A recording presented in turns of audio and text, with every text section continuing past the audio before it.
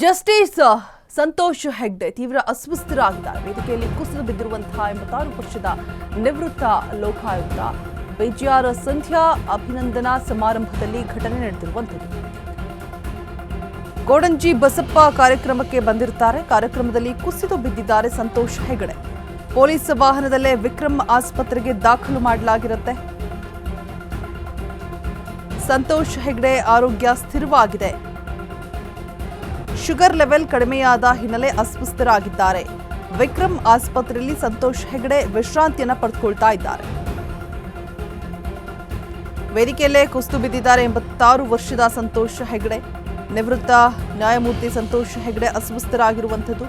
ಕೋಡಂಜಿ ಬಸಪ್ಪ ಕಾರ್ಯಕ್ರಮದಲ್ಲಿ ಕುಸಿದು ಬಿದ್ದಿದ್ದಾರೆ. ಕೂಡಲೇ ಪೊಲೀಸ್ ವಾಹನದಲ್ಲಿ ವಿಕ್ರಮ್ ಆಸ್ಪತ್ರೆಗೆ ದಾಖಲು ಕೂಡ ಮಾಡಲಾಗಿರುತ್ತೆ. ಆರೋಗ್ಯ ಸ್ಥಿರ ಅಂತ ಹೇಳ್ಬಿಟ್ಟು ವೈದ್ಯರು ಹೇಳಿದ್ದಾರೆ. ಫೈನಲಿ ಶುಗರ್ ಲೆವೆಲ್ ಕಡಿಮೆಯಾಗಿದ್ದಂತಹ ಹಿನ್ನೆಲೆ ಅಸ್ವಸ್ಥರಾಗಿದ್ದಾರೆ ಅನ್ನುವಂತಹ ಮಾಹಿತಿ ಕೂಡ ಲಭ್ಯವಾಗಿರುವಂಥದ್ದು. ಇಂಥ ಜಾಗದಲ್ಲೇ ಕುಸಿದು ಬಿದ್ದಿದ್ದಾರೆ. ತಕ್ಷಣ ಸ್ಪೀಕರ್ ಖಾದರ್ ಕಾರ್ನಲ್ಲಿ ಖಾಸಗಿ ಆಸ್ಪತ್ರೆಗೆ ದಾಖಲು ಮಾಡಲಾಗುತ್ತೆ. ತುರ್ತು ಚಿಕಿತ್ಸೆಗೆ ಒಳಪಡಿಸಲಾಗುತ್ತೆ. ಅಭಿಮಾನಿಗಳಲ್ಲಿ ಆತಂಕ ಕೂಡ ಹೆಚ್ಚಾಗಿರುತ್ತೆ. ಏನಾಯ್ತು ಏನ್ ಕತೆ, ಸಡನ್ಲಿ ಕುಸಿದು ಬಿದ್ದಿರ್ತಾರೆ.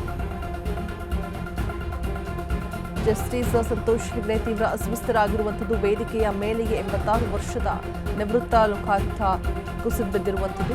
ಬಿಜಿಆರ್ ಸಂಧ್ಯಾ ಅಭಿನಂದನಾ ಸಮಾರಂಭದಲ್ಲಿ ನಡೆದಿರುವಂತಹ ಘಟನೆ. ಕೋಡಂಜಿ ಬಸಪ್ಪ ಸಭಾಂಗಣದಲ್ಲಿ ಆಯೋಜನೆ ಮಾಡಿರುವಂತಹ ಒಂದು ಕಾರ್ಯಕ್ರಮ. ನಿಂತಲ್ಲೇ ಕುಸಿದು ಬಿದ್ದಿದ್ದಾರೆ ನಿವೃತ್ತ ನ್ಯಾಯಮೂರ್ತಿ ಸಂತೋಷ್ ಹೆಗ್ಡೆ. ತಕ್ಷಣ ಸ್ಪೀಕರ್ ಖಾದರ್ ಕಾರ್ನಲ್ಲಿ ಖಾಸಗಿ ಆಸ್ಪತ್ರೆಗೆ ದಾಖಲು ಕೂಡ ಮಾಡಲಾಗುತ್ತೆ. ಖಾಸಗಿ ಆಸ್ಪತ್ರೆಯಲ್ಲಿ ಸಂತೋಷ್ ಹೆಗ್ಡೆ ಅವರಿಗೆ ತುರ್ತು ಚಿಕಿತ್ಸೆ ಕೂಡ ನೀಡಲಾಗುತ್ತೆ. ಸಂತೋಷ್ ಹೆಗ್ಡೆ ಅವರ ಆರೋಗ್ಯದ ಬಗ್ಗೆ ಅಭಿಮಾನಿಗಳಲ್ಲಿ ಆತಂಕ ಮಾಡಿದೆ. ಸೊ ಇದೀಗ ಡಾಕ್ಟರ್ ಫೈನಲಿ ಹೇಳಿದ್ದಾರೆ ಯಾವುದೇ ಸಮಸ್ಯೆ ಇಲ್ಲ, ಶುಗರ್ ಲೆವೆಲ್ ಕಡಿಮೆ ಆಗಿದ್ದಕ್ಕಾಗಿ ಆ ರೀತಿ ಆಗಿದೆ ಅಂತ.